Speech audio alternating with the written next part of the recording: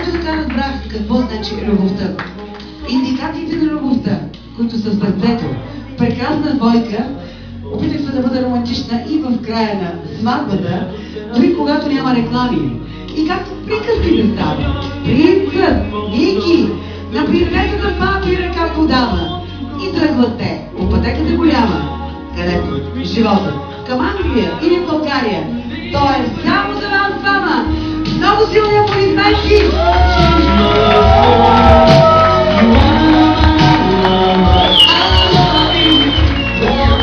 Тази красива песен, добавям едно невероятно представяне на Тони и Деси!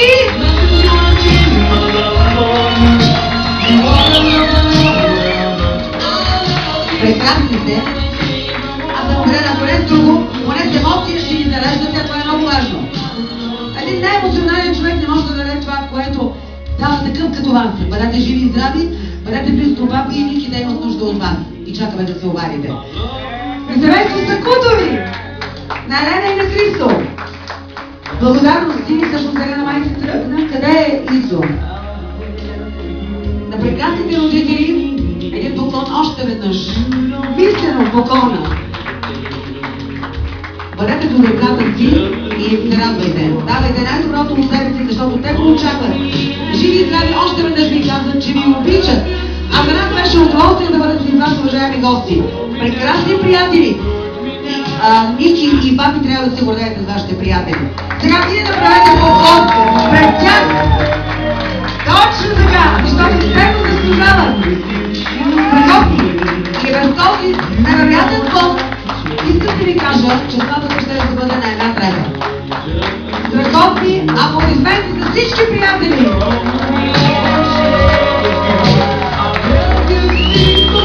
А за нас беше наистина чест да бъдем с вас.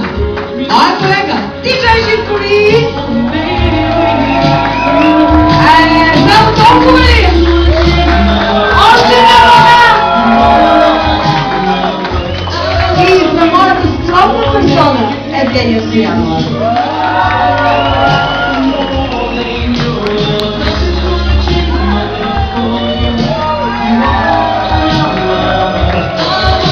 Се надявам, просто няма такава сватба. Страхотно парти искам да... Аплодисменти отново за папи и за Николай. Аплодисменти, те го заслужават.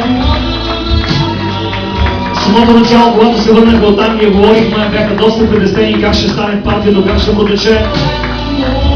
Може би разбраха, когато имаш толкова прекрасни приятели, друго не ги трябва. Попълна и гарантиран. За нас беше част от удоволствие наистина да бъдем част от този страхотен празник. И им пожелая само едно, че като се пее тази песен, нищо да не променя любовта им един към друг. Да не забравя другото име на брака, че е компромис, правете компромиси, пазете любовта си. Истина, подъдим вятър в тази буря наречена живот. И ви казвам довиждане, до нови срещи, защото знам, че пак ще се видим.